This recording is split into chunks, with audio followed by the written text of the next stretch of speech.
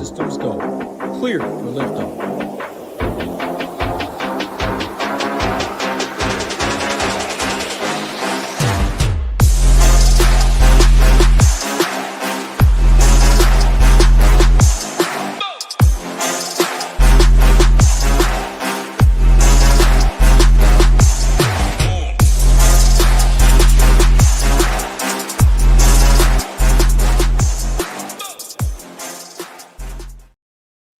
What is going on, Shipping Nation YouTube station? I'm back with my guy, Gyiraszin, to break down this 9-game slate on DraftKings. It does start about 40 minutes earlier, so make sure you do get your lineups in. It did include those 4 early games to make it a full slate instead of just a little 5-gamer. So definitely make sure, because you're definitely going to want to play some hitting in a couple of them and pitching in the other ones, it seems. So the slate's going to get off rolling really quick, really hot and heavy. To kick us off here, Gyiraszin, I'll bring you in, man. What's going on, brother? Happy Wednesday. How's everything going? And I know you whooped some ass last night in bowling, so that's good to see. Yeah, that's usually the case. My team's sick. But anyway, I was telling you, Nate, before we bowled at the end of the summer league, pretty decent-sized money, a couple grand for first per man.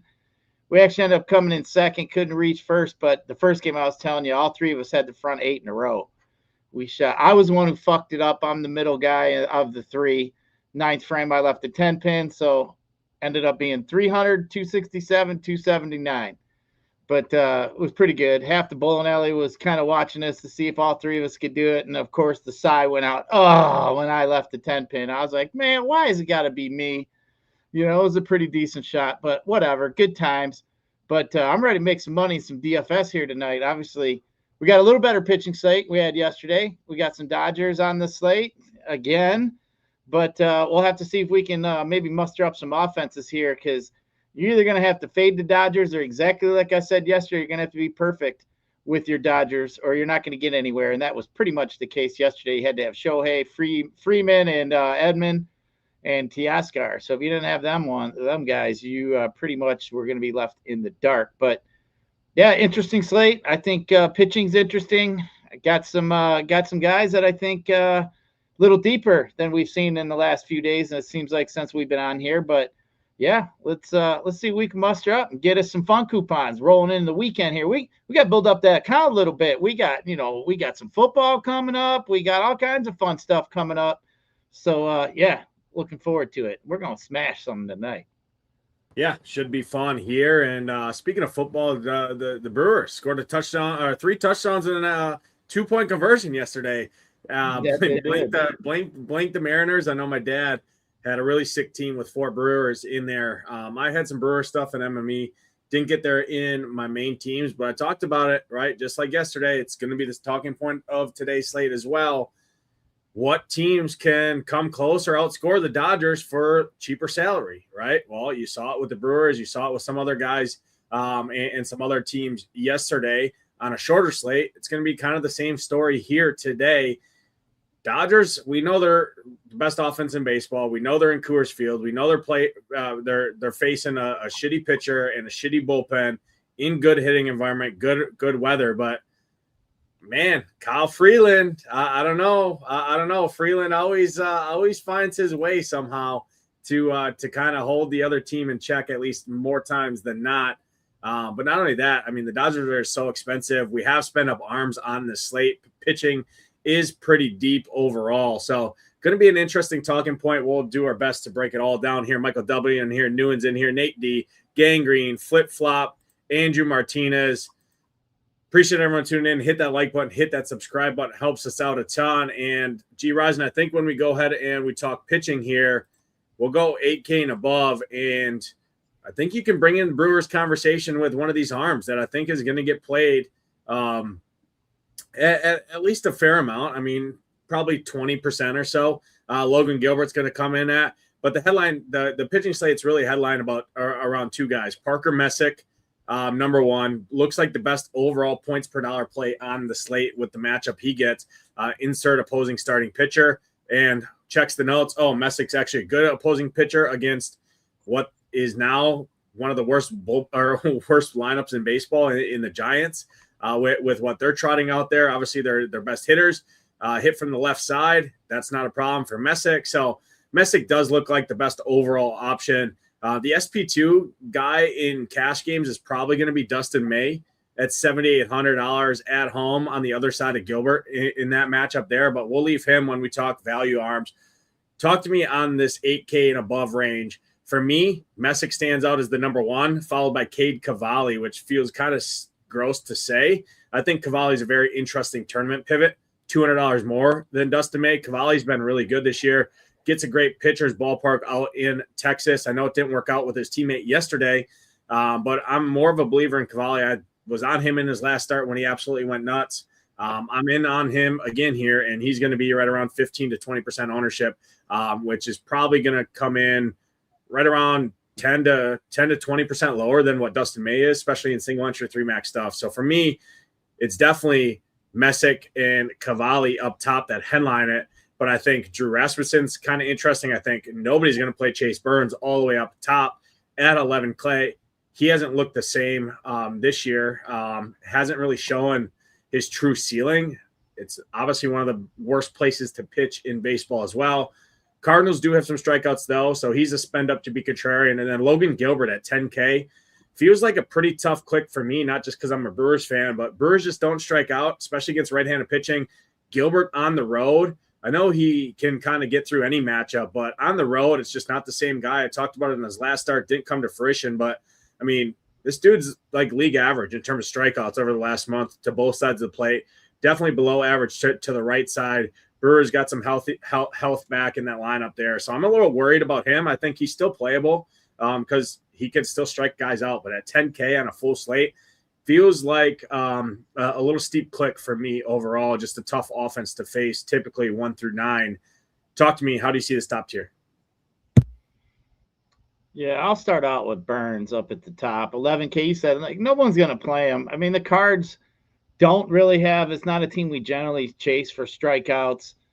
Burns has been pretty good, especially the last 30 days. He's been really good against righties. He's got almost a 36% strikeout percentage. But overall, I mean, he's definitely a good strikeout arm. You just go back and look at some of his game logs. Last 2 out of 3 games he's had 30 points. He had a little stinker in there against Washington. But, you know, of all the guys up at the top, especially him being 11K, I just have a problem with the matchup with the Cards. Really not my favorite, but I definitely leave them in my pool. I really think the top 4 guys you could leave in your pool.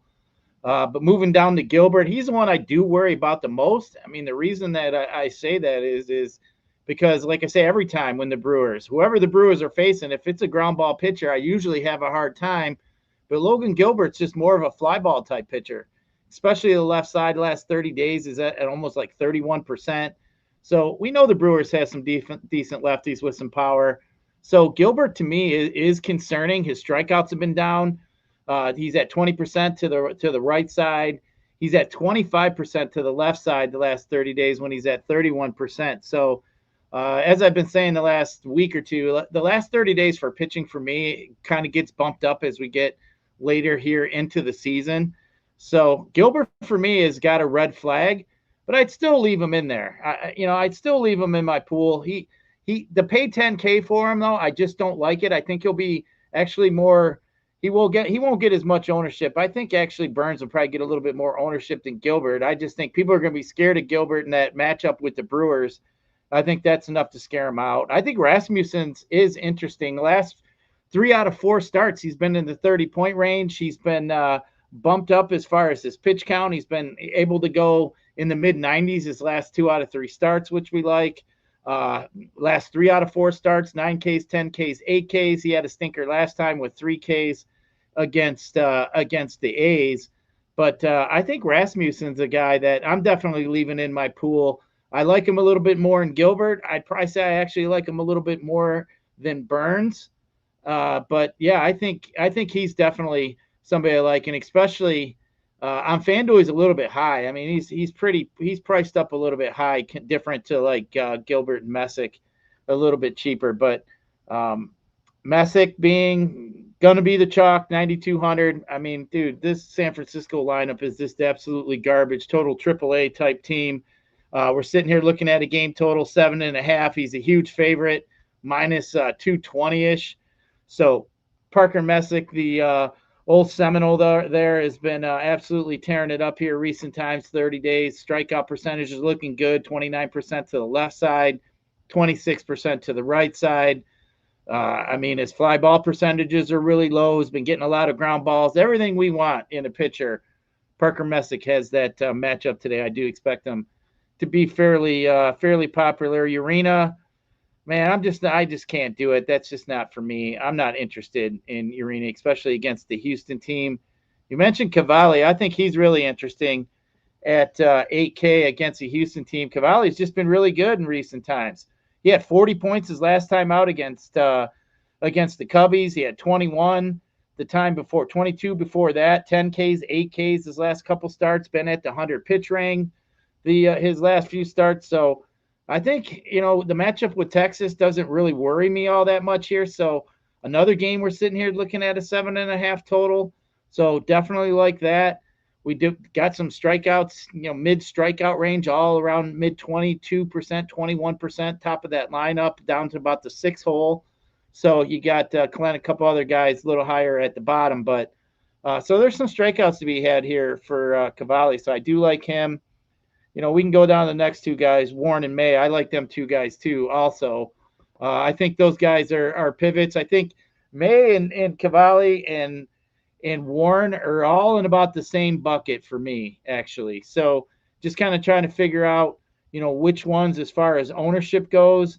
I think Cavalli will be probably fairly popular, but I think Will Warren's interesting. He's got a 27% K rate to righties. He's going to see probably 4 righties, I think, in this lineup today that's projected. So I think that's a decent bump for Warren here tonight. I like him. He's obviously a favorite, minus 118.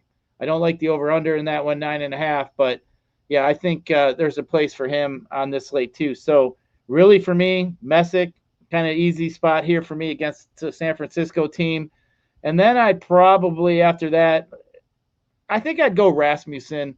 And then I think I'd probably go Burns. And then I'd go Cavalli, May, and Warren are all down in the SP2 bucket range. But I think the SP1, up there at the top, Messick's going to get quite a bit of ownership. But I think to be a little bit different, you can pay up a little bit, get some Rasmussen, 500 more. If you can find the ownership and don't want to go up with some Dodgers and maybe pair up like a Burns and a Rasmussen or a Messick, 2 of those 3, I think that would be a good way to get a little bit different. You won't be able to get too many Dodgers, obviously, paying up for that pitching. It's a good way to get different, kind of reverse build it. But yeah, Nate, I think there's some pretty good pitching today. Normally, I like to ask myself, am I going to get burned today with pitching? I think there's some good enough arms with some strikeout potential that you're going to have a couple of these guys here tonight. Not like, necessarily yesterday where we were kind of fishing for 15 points. I think you could see a couple guys up here today in the mid-high 20s, maybe even 30s today. So I think we're going to have to be right on our pitching today. Yeah, no, 100%. So I'll start, like I said earlier, Messick number 1 for me, Cavalli number 2 when you add in the discount. Rasmussen would be 3, Burns would be 4, Gilbert would be 5 is kind of how I rank the top tier. I'm just the lowest on Gilbert. Like I said, he's going to see 5 righties. His strikeouts are much better against the lefties, actually. He's much more reverse splitsy, right? So he's worse against righties, better against lefties, which is crazy to say, right? Typically for a pitcher like him, but that's just how it is. He's going to see 5 righties. Brewers don't strike out, said all the stuff I needed to say earlier. And I much prefer Messick and Rasmussen over him. And if I'm spending up, I'm going to take the lower ownership, the higher ceiling, in my opinion, with a guy like Chase Burns. So that's kind of how I'm seeing that top tier. I just don't think anyone's going to get to Chase Burns. When you look at projections, you look at props, the props favor Gilbert. The salary is $1,000 cheaper for Gilbert. Everything just feels easier to click Gilbert when comparing the two. I'll side with Chase Burns over Gilbert personally myself. The lower tier, I do think Dustin May is a good play. I talked about Cade Cavalli being a really good pivot off of Dustin May. A couple other guys, I think Will Warren's a fine play. I don't love him. I just don't love his upside overall. But I think he's fine at 7,500. I'd still rather just save money or just play Dustin May and Cavalli because ownership's not going to be too big of a worry between Cavalli and May. I think they're both going to eat from each other and not be overly popular. So I don't really think I need to mess with Will Warren because I'd rather just play Sasaki, I think, who has higher upside. Now, the downside is also very down, but they're without Hunter Goodman, the best overall bat for the Rockies. I know it's a tough place to play pitch, but Sasaki, I think, is better than a 7K pitcher. And I would rather just take a shot on Sasaki at 7K than mess with Will Warren. So for me, I do have Sasaki over Will Warren. I think Rocker is playable. I don't love the matchup, though, for him. I think he's playable. I think Liberatore is playable. But I did want to call out Ethan Pecco, I think, is kind of interesting. Just at 6K flat, gets a matchup against the Angels, who we know strike out a ton. You look at his props, he's got a 5.5K prop for 6K on a slate where he's going to be, 10 to 15% owned. I'll take a shot on a 6K pitcher that'll allow you to spend up for some of those Dodgers bats. So that's why I just don't really want to mess with a Rocker, a Lugo, Liberatore, Will Warren, those guys, because I'd just rather drop all the way down to a guy like Ethan Pecco or on the other side of the Cleveland, right? I'm not super afraid of this Cleveland lineup. Why not take a shot at a $5,500 Matt Wilkinson on his debut, right? Coming in there. We know Cleveland's not the worst place in the world to pitch. So I don't mind that. That's kind of why I'm just out on that kind of shaky mid-tier range. Probably even takes me off of Sasaki, to be honest. I did want to mention him just because I do think he has upside at 7K. I think he's better than a 7K strikeout or a 7K pitcher in terms of his strikeout upside. So that's why I did mention him. He's got a 4.5K prop juice to the over as well. So for me, the lower tier summarizes Dustin May, number 1, Pecco, number 2, Sasaki 3, and then that's kind of really where my interest lies. And then Wilkinson I'll throw in there just as a value, as a way to kind of spend up for some of those Dodgers, things like that. But ideally, my ideal pairing is going to be Parker Messick, Cade Cavalli. And if I don't have the salary to get to a Cavalli as the SP2, dropping down to like a Pecco or something like that makes sense in my mind and kind of how I'm approaching this pitching slate. Any additional takes from you? Yeah, Pecco, you just kind of look him up. He was a 6th-round draft pick, not bad. He's 23. He's a little bit older, but I think he's a decent arm. He's an above-average strikeout. So yeah, I do like that against the Angels. Take a risk on him, but I wouldn't get too cute with pitching. I just think up top is pretty strong today, and I think 3 or 4 of those guys up there could put up decent games today. We're going to have at least 1 or 2 of them, but yeah, I think pitching's definitely interesting. Like you said, for me, Messick, Cavalli, Burns. I don't like up tops really Gilbert, but I'd still leave him in my pool if I had a deep pool. But being a short pool, I just don't want to really fool with the Brewers, especially a guy that has more of a fly ball lean than a ground ball lean. I don't really care who he is if that's the case against the Brewers. I don't like the Brewers against ground ball pitchers. I've said a million times, but Gilbert, for me, being a fly ball pitcher, I'd just rather stay away. There's other spots here today that I think is a lot better. Yeah, and then I'm just kind of looking at Wilkinson's Fangraphs profile. Doesn't look to be any sort of ace or anything, but he does have a double-digit swing and strike rate, so at least we know he can generate some whiffs overall there. So I think, like I said, at 5,500, I don't think he's the worst play in the world. I'm really not afraid of Cleveland's lineup too much. So I do think if you needed the extra salary, just drop it all the way down to him. Pecco's a much better play. He will be owned as such as well. But I think Pecco and Wilkinson would be the 2 value guys I feel the best about. And that's probably why I'm not messing with Lugo, Rocker, Liberatore, Warren, Sasaki, those guys. Because if I'm not getting up to Dustin May, I think just dropping all the way down is a better use of my salary there. Let's jump over and start talking hitting here. Gyiraszin, first game on the slate is a good one in my eyes, at least from one side of this game. I love the Yankees here tonight. Wind's blowing out in Camden, kind of blowing out towards that short porch in right center. Down the line, obviously, we know is a short porch as well for those lefties to pull the ball right around 90 degrees. These Yankees lefties look really, really good against Basset Hound. I think Basset Hound's lost it. I think he's over the hill. I'm not a believer in him at this current state. Ben Rice looks awesome. Grisham looks awesome. Garcia, if you can't afford that extra $1,000 for Ben Rice, I think Grisham or Garcia is awesome. I do love that they finally added a fucking catcher eligibility for Ben Rice.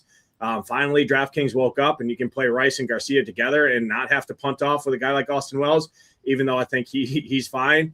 You're going to see 7 lefties in this lineup against Chris Bassitt.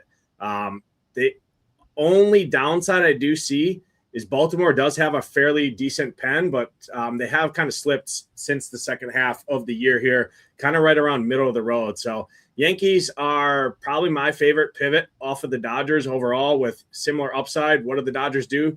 They hit home runs. What do the Yankees do? When they hit the ball, they can hit home runs and match the upside of a Dodgers offense. So I love the Yankees here in tournaments. Full 9 inning at bats against Chris Bassitt. I'm not a believer in him. Give me the Yankees here tonight. Love them. How do you see this? Yeah, exactly. I mean, the only reason with the Yankees is they just have been kind of shitty hitting here in recent times. But, man, Ben Rice is just an absolute stud against right-handed pitching, and Bassitt can't seem to strike any lefties out at 13%. He's got 11% walk rate, a 397 WOBA. So not good at all. So I expect Ben Rice to have a decent game. Definitely got some lefties with some power there. So, yeah, I agree with you. I think the Yankees are a stack that could keep up with the Dodgers here tonight. I just wish the Yankees would be hitting a little better here in recent times. But, I mean, they could definitely get right here real quick against a guy like Chris Bassitt, who should be at the tail end of his career. I mean, how many damn teams is he going to be on? It seems like every time I see him, he's on a different team. It seems like. But, yeah, Bassett's not good. Yankees lefties for me. Let's roll it up and see what we can get.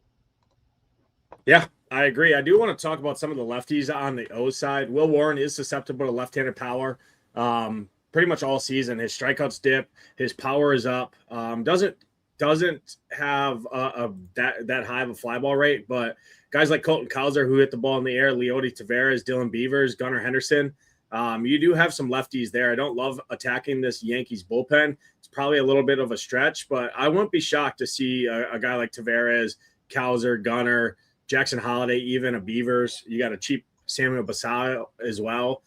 So I do think some of the lefties on the Baltimore side are also pretty intriguing overall on this slate after looking at it too. And that's kind of why I'm also not on Will Warren overall. He has not looked that great to me. Next spot, Guardians, Giants. No Giants interest for me outside of if you want to be a sicko and just leverage the slate. But I talked about Matt Wilkinson. He is a lefty throwing up against the Guardians here with a bunch of lefties in their lineup overall. I don't love the Guardians here either. I mean, J-Ram has it. I don't know if he has an extra base hit since the All-Star break. At least I haven't seen it. If he does, maybe it's very, very minimal since he's had that injury in his hand. He doesn't look right to me. Angel Martinez would probably be the guy I'd pick off. It is still an unproven lefty making his debut on the road for a team that's kind of punted off the season. Maybe that gives him the right to kind of stum in and show something and maybe get dealt, something like that. I don't know what his contract and things like that look at, but this is a game for bats that I just don't love. Cleveland does have a pretty hefty implied run total. We know Giants bullpen does suck, so I won't be shocked to see the Guardians do it. I just don't love it. I like a lot of other offenses a lot more overall, but how do you see this one? Yeah, I mean, it's hard for me to play the Indians. I've been playing them all year long, so I'm not going to really start here. We got a game total of 7.5. I mean, we got 9 games, Nades. We got 4 games with totals of 7.5 or lower. So, I mean, we're going to be picking our offenses from 5 games. I mean, you might as well wipe out half of them pretty much right at the start unless you're looking for maybe some minis or some one-offs. So, for me, I'm not playing any kind of Giants at all. But I mean, Wilkinson, if you look at, for the Indians, if you're looking at anybody you would want, obviously some righties. I just don't like the righty power. You mentioned Jose Ramirez. I know they were talking. They actually had one of the announcers or beat writers for Cleveland on the air here in Detroit when we played him here a series ago. And the guy literally said, J-Ram's not right. He's not going to be right the rest of the season. So I'd just kind of stay away from him. I think he's just giving it his all and toughing it out because they're in a race. So, yeah, I'd be out on Jerry. I'm out on this game all in all. So I just let it go. I'd wave it and cross it off. Yeah, I do think like Martinez is fine, like I said, but a Janelle I think would be the best play just because third base, shortstop. I know shortstop's pretty good with guys like Mookie Betts. We're going to talk about Ellie De La Cruz. He looks good. There's some other good shortstop plays like a Gunner, things like that too on this slate. But at 2,800 at third base, I think he's pretty interesting if you just needed a value. 2,800 works pretty good. Third base is typically a pretty weak position overall. And I would just play him straight up over J-Ram at the current state anyways. Next spot, Reds, Cardinals, Liberatore, Chase Burns. No Cardinals interest for me. Burleson's always a threat to hit a home run. Weatherholt, his price is fairly solid as well. Don't really want to pick on Chase Burns on a 9-game slate, though. The Reds, though, on the other side, do look pretty interesting to me. I think the Reds are pretty good overall here. We know it's a good place to hit. We know the Cardinals bullpen third worst in baseball. Liberatore does tend to keep the ball on the ground. He's actually a pretty solid real-life arm is the only risk I do have. But, I mean, historically, he's susceptible to the right side. I know that's changed kind of over the last month or so, but historically, lefties do hit him, or righties, obviously hit him pretty solid. Issue is, I mean, the Reds just have been so damn bad in the last month against left-handed pitching that if they're going to get any sort of ownership, I feel like this is kind of a trap spot here. Ownership's going to be pretty low on everyone, like I said, across the slate compared to the Dodgers. Sal Stewart looks fairly solid. Eugenio Suarez at 3,500. That's a really good price point for him. If he doesn't strike out, usually it tends to lead into a home run or two. Stevenson's got a nice price. I mean, you got a switch hitter Toglia in there. How do you see this one, Reds and Cardinals? Well, Liberatore is a guy I don't mind picking on. I mean, as far as the righties go, he's got a 29%, almost a 30% fly ball rate on the season compared to the ground ball rate is much higher to the left side. But he's been walking quite a few lefties here in recent time. His control has not been good at all. And you look at the Reds; they're all pretty patient hitters. So I think Liberatore he's gonna have to work a little bit here. I do like some of the righties, like Sal Stewart. I think's interesting. Ellie's interesting. Myers, Suarez. I think the top half of this lineup is definitely interesting. And that Cardinals bullpen's not very good either. And I was just looking to see. I know they had a couple tight games. I think yesterday they ended up using a handful of arms, which 1, 2, 3, 4 arms the day before. I mean, their bullpen's pretty taxed too. So I think the Reds, especially in the Great American Small Park, it's just a stack. I think I'm looking for stacks that can keep up home run rise with the Dodgers. I think the Reds fill that bucket. I kind of got the Yankees and Reds in similar situations. I think they got some upside, but I mean the Dodgers are so far in front. But I mean, if we're looking something, if you want to fade, I think a Yankees Red stack wouldn't be a bad way to go to try to be different if you didn't want to have any Dodgers. I think they got some upside, but yeah, give me some of these righties against Liberatore. I just think, if he walks some of these lefties, he's been giving up some power, some fly ball. So, yeah, I'm on board. I like the park. It all matches up. The over-under looks good for me. So, yeah, I like me some Reds here tonight. Yeah, you mentioned the bullpen. I mean, the Cardinals used 7, 8 bullpen arms on Monday and 4 yesterday. I mean, you're looking at their bullpen, 46 pitches, 42 pitches, 40, 27, 27, 24, 19. For everybody outside of one guy in their bullpen in the last 3 days is throwing 24 or more pitches. So with that in Great American Small Park, they could leave Liberatore out there to dry, or you could see a position player in at the end if the Reds can jump on them kind of early. And then you're going to see taxed arms the whole game there. So I do love the Reds after looking at it further. I have them up there. I have them step behind the Yankees. The Dodgers are ahead of them, obviously, as well. But the ownership is definitely going to be significantly less than the Dodgers for sure. And this lineup's super cheap. We like majority of the spend up arms on the slate. I mean, look at this lineup. You can full stack this lineup and not spend anything, especially if you leave off an Ellie at 6K. So yeah, I love it. No Cardinals interest overall for me. Next spot, Rays, Blue Jays. Max Scherzer still trotting out there making starts for the Blue Jays. I love taking lefties against Max Scherzer. The issue is number one, the Rays pinch hit their whole team, regardless of what the damn score is. The Blue Jays have 3 good bullpen arms that all pitch from the left side. The Blue Jays are a smart enough team to not leave Scherzer out there just to dry. This park sucks. I want to like the Rays here, and I won't be shocked to see the Rays go off. I just hate the ballpark. I hate the pinch hit risk.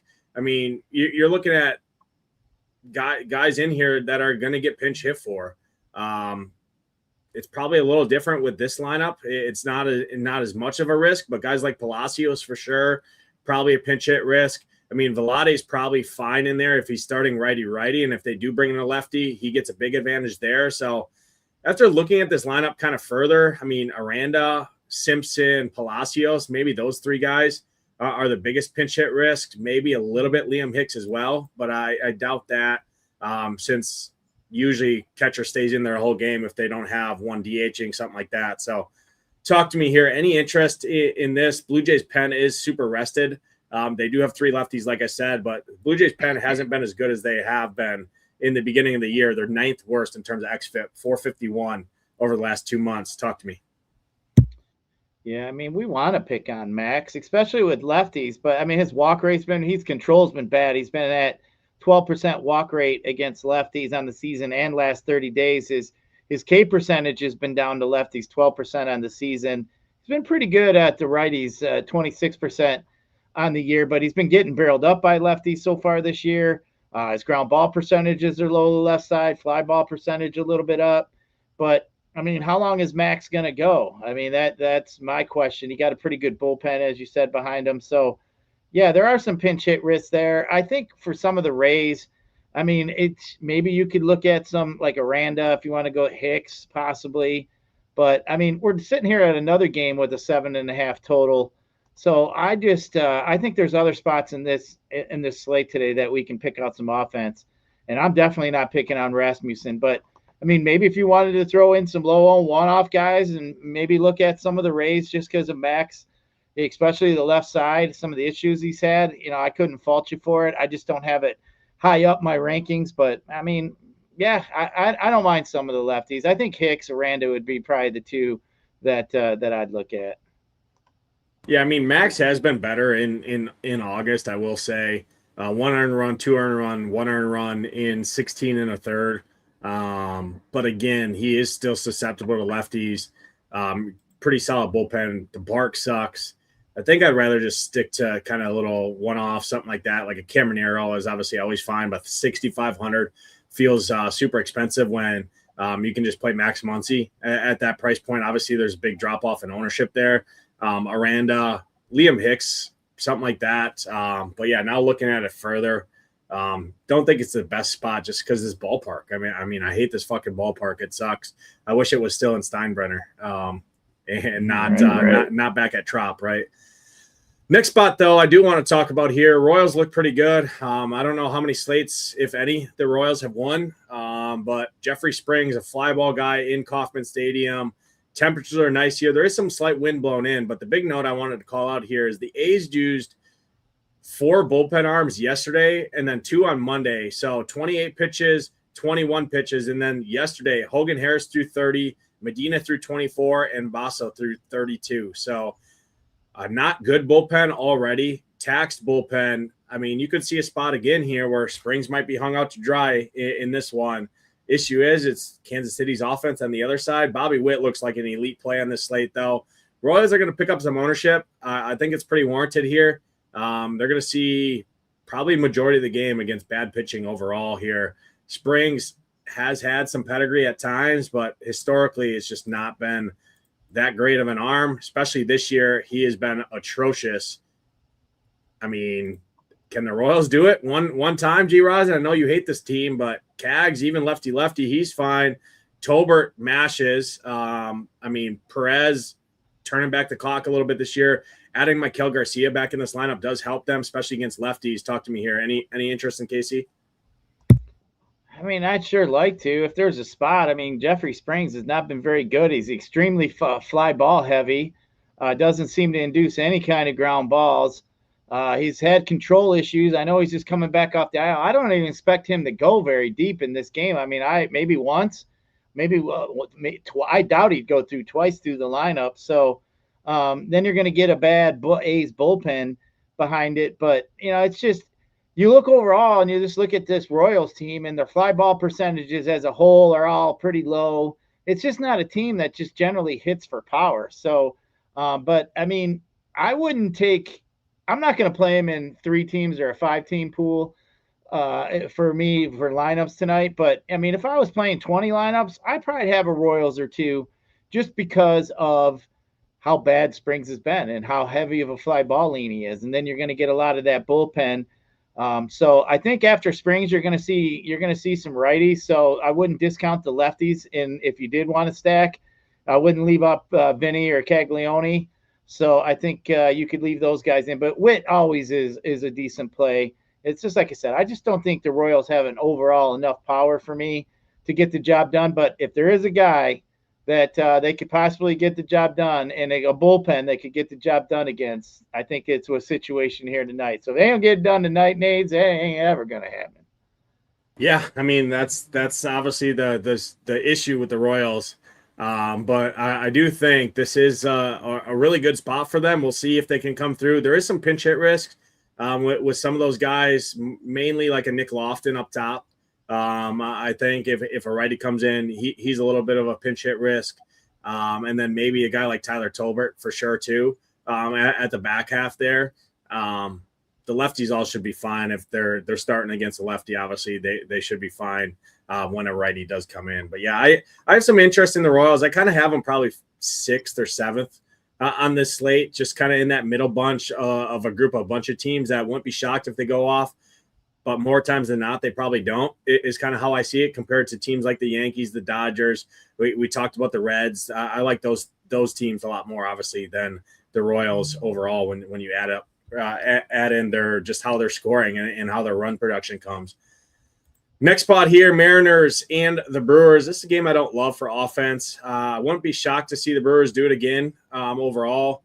Dustin May, you could probably pick on this guy with some lefties. It's just he's been really good all year, especially since he's come over to Milwaukee. He's thrown some really good starts. I'm pretty sure, I don't know if he pitched against the Dodgers or Padres, one of them. He had a really good start against either the Dodgers or the Padres. I know that for a fact.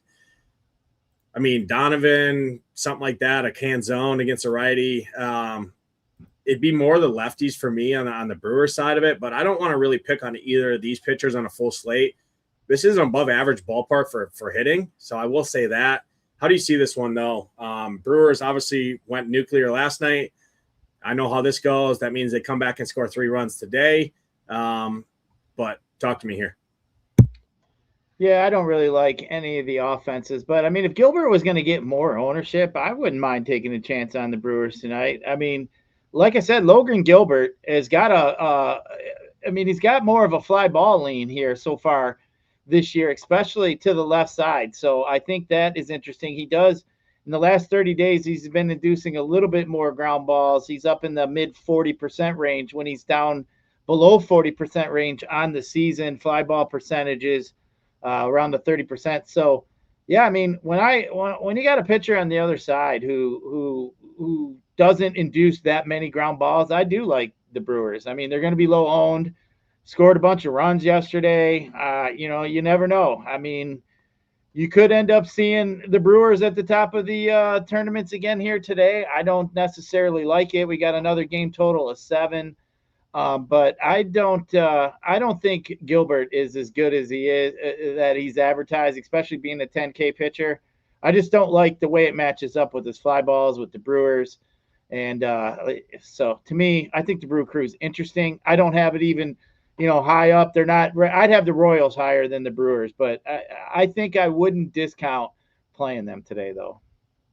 Yeah, I agree with you there. Seattle used their shitty bullpen arms yesterday and kind of punted that game off, obviously, the way it went. And they have been a good bullpen as well. So you're going to see if this game's remotely close, which it should be with Gilbert and Dustin May on the mound, you're going to see both teams use their better bullpen arms. So I just don't love targeting that on a full slate. Next spot on the slate here, Rangers, Nationals, Cade Cavalli, both of our one of our favorite pitchers overall. Kumar Rocker has kind of turned it around a little bit as of late. Does get a fairly decent matchup here against the Nats. Still does have to face a pretty tough top of the order. Ortiz has been pretty solid. Abrams is obviously really good. Lyle's been good. You got Chaparro in there starting against a righty. Finally, he's in there. You can only play one of him or Ortiz. That does suck. I don't like this game from a stacking perspective from either side. Ballpark sucks. I just made a rule. Last time I fell for the trap in Globe Life to never stack in this park again. And I'm seeing it the same way here tonight. Abrams one-off would be my favorite play just because nobody's going to pay that price point when Mookie's cheaper. And he's got as much upside as anyone. Probably just gets walked a couple of times, though. How do you see it? Yeah, I mean, we want lefties against Kumar goes to White Castle. So, I mean, we'll take some of the lefties. I think Ortiz in the 2-hole is very interesting at first base. Got a 425 WOBA since we called up against righties. I think he'd be somebody that I'd be looking at. But yeah, Abrams, I like him. Ortiz, I think that'd be about it. Maybe Lyle if you wanted to go there. I don't love it. I mean, we got another game total sitting here really low at 7.5. So I don't really like it that much, but I do think Ortiz is a interesting play. Him and Abrams up at the top. Yeah, I agree there. Lyle too, like you mentioned, I think would be the third guy. Next spot, Angels, Astros. Walbert Urena has been actually pretty solid this year. He got thrusted in here to start for the Angels late in the day. Astros, don't love them in the spot against Urena. Don't like the Angels either. I'd rather play Pecco overall than play the Angels. This is a game that I don't love for offense. Sure, you can always play Jordan, but his price is getting close to Ohtani now, and that. So I'd just rather play Ohtani if I'm spending all the way up that because Jordan probably just gets walked. So, I mean, 3 walks and a couple runs scored, 9 points, 10 points, something like that doesn't really do it at 6,700. How do you see this one, Angels, Astros? You're right. Jordan's going to get walked every time, I think. So that scares me. I mean, Urena, he's got a lot of control issues against the left side. He's got a 14.5% walk percentage on almost 250 at bats. I mean, that is not very good. He does have a pretty high ground ball lean, so you're going to see a lot of ground balls. I mean, if you can get into the back half of that Angel bullpen, that's always something that we enjoy doing. But yeah, I mean, there really isn't too many scary hitters for Urena behind Alvarez. So, I mean, they're going to probably walk him, as you said. I just, especially with Altuve hitting that 4-hole, he's got a 51% ground ball percentage. He's got a 20% fly ball percentage. I mean, that guy is just a double play waiting to happen after Jordan gets walked. So, for me, I think it's just, I'd be out on that as well. But like you said, anytime you can get an Angels bullpen, you might want to think of that. But as far as Pecco goes, I mean, hey, anytime you got a young kid coming in, I mean, maybe take a shot at some one-offs if you wanted to do that. I mean, you got a game total sitting at 8.5. Maybe Meckler at the top of that lineup. You want to go there. Trout's always in play. I just don't love the Angels overall. I don't even really have them on my radar, either of these teams, really. But I guess if I had to pick one, I'd go Astros. But, I mean, I just don't like picking on ground ball pitchers.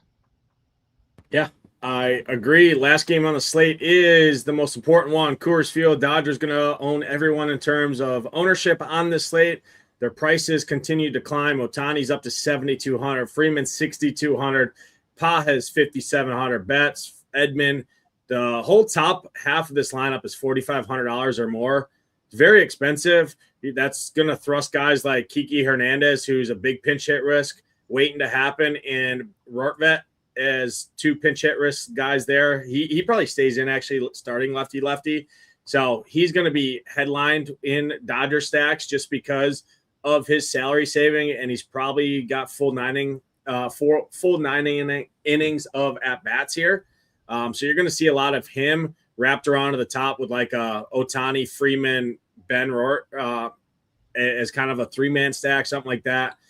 Dodgers, hard to argue. They get Kyle Freeland at Coors Field here. They've piled on some runs in the series as well. So the Rockies bullpen is fairly taxed. They used 3 arms yesterday, 1 on Monday, 3 on Sunday. So half their pen is fairly taxed here. Obviously, great place to hit. I do want to talk about the Rockies here, though. I think the Rockies are pretty interesting here. They got to Lauer a little bit last night. They've been scoring runs in this series, and I mean, yeah, they don't have Hunter Goodman in this lineup, but I mean, Zach Veen looks really good. 3,300. I think he's a great play. Castro's been elite. Moniak, McCarthy, both have been good at home. Carrig. I mean, this lineup is not the cake eating, paste eating lineup that we're used to seeing for Colorado. Sasaki can be wild. I mean, we've seen Sasaki blow up this year already. I would not be shocked to see the Rockies do some damage here. I like the Rockies a lot more against right-handed pitching.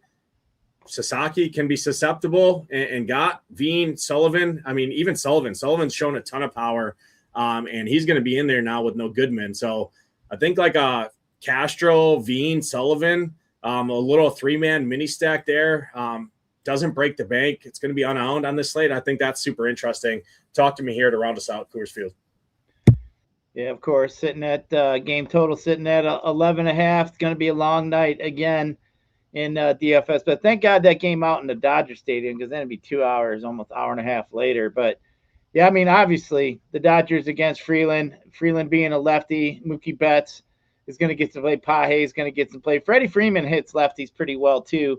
And then are we going to see Kiki, do you love me in there tonight too? So yeah, I mean, but Freeland's a guy that just generally doesn't get beat up. So I think you're going to have to make a decision today. You want to pick on a little bit of Kyle Freeland and take the heavily owned Dodgers, which you're going to have to be perfect with here tonight, or do you want to mix it up a little bit and maybe go some Rockies like you were mentioning? I think Sasaki, I mean, he's got control issues against lefties. He's been giving up some power. So I think, a guy like Mickey Moniak sitting there in that third hole is interesting. McCarthy, you mentioned Willie Castro. Veen and Norby are pretty cheap too if you throw them, especially Sullivan.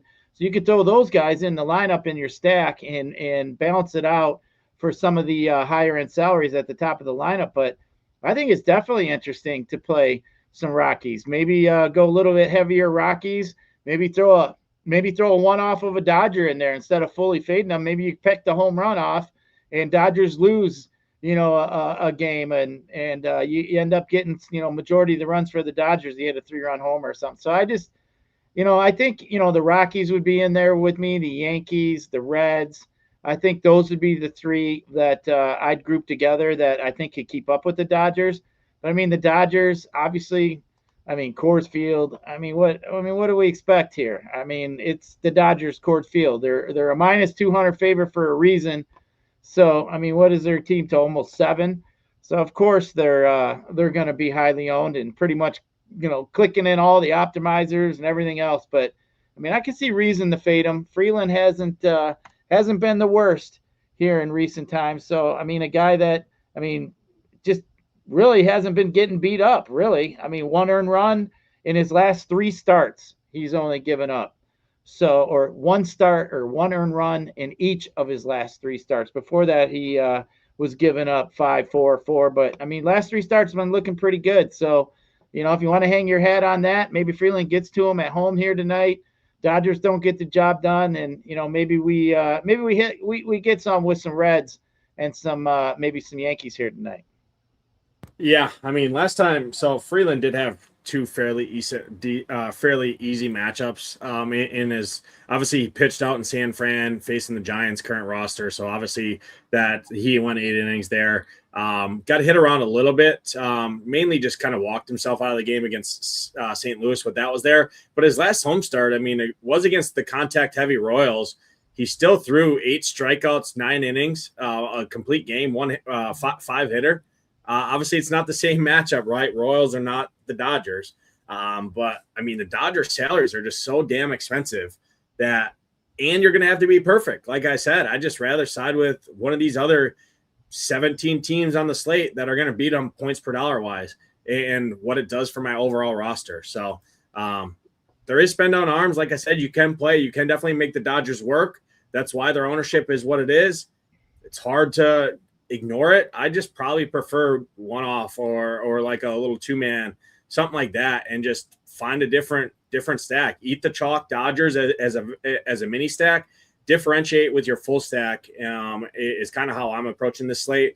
I probably won't have any full 5-man Dodger stacks. I'm going to be underweight on the Dodgers. It's just a approach I'm taking, and I think the Rockies are pretty sneaky here, especially Zach Veen, Sullivan. Like I said, I like that back half. Castro, Sullivan, Veen, that 5, 6, 8, something like that. 33, 34, 4,600. I think that makes a lot of sense. And then obviously you can play the lefties up at the top. Moniak, Carrick, McCarthy as well. They're just a little expensive for my liking. That's why I like the cheaper Rockies bats overall. Gyiraszin, end of the show. Your top 3 pitchers, your top 3 stacks, and then a home run call if you have one. Yeah, we're going to go Parker Messick.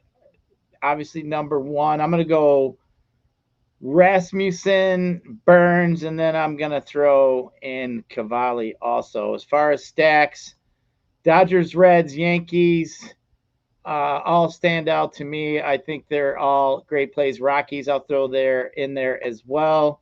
My home run call, I'm going to Great American Small Park, and I'm going to say the rookie, Sal Stewart, going to hit a bomb tonight. Sal Stewart. All right, I like that. For me, pitching, I'm going to go Parker Messick, number 1. Cade Cavalli, number 2. And then I'll throw in Ethan Pecco, number 3, a value guy, 6K against the Angels there. I like his props, and I think he can get some strikeouts in this matchup there. Offense, Yankees, number 1 for me. Reds, number 2. I'll throw in obviously, I'm leaving the Dodgers out. Clearly, the Dodgers are the best overall offensive play on the slate. I will throw it as my third one. I'll throw in the Rockies on the other side of that. I talked about the Rockies. I like the Rockies quite a bit here. Probably going to get my ass kicked, but hey, I like the spot. I think it sets up pretty good. Ownership's not there, and I think they have the same upside in the same park. So give me the Rocks. And then a home run call. I'm going to go to the Yankees. I was going to take Trent Grisham, but that feels too easy. I'm going to go to Spencer Jones, 3,100 lefty, hitting 7th. I think he's hitting 7th or 8th. Give me Spencer 6th. Sorry. Give me Spencer Jones, 3,100 to hit one deep in Camden. Hopefully he pulls it down to that short porch. Gyiraszin, appreciate you tuning in and breaking it down with me. I know you'll be back to break down the baseball slate tomorrow. We finally got some more games on these Thursdays since the All-Star break, so a little different show schedule than normal.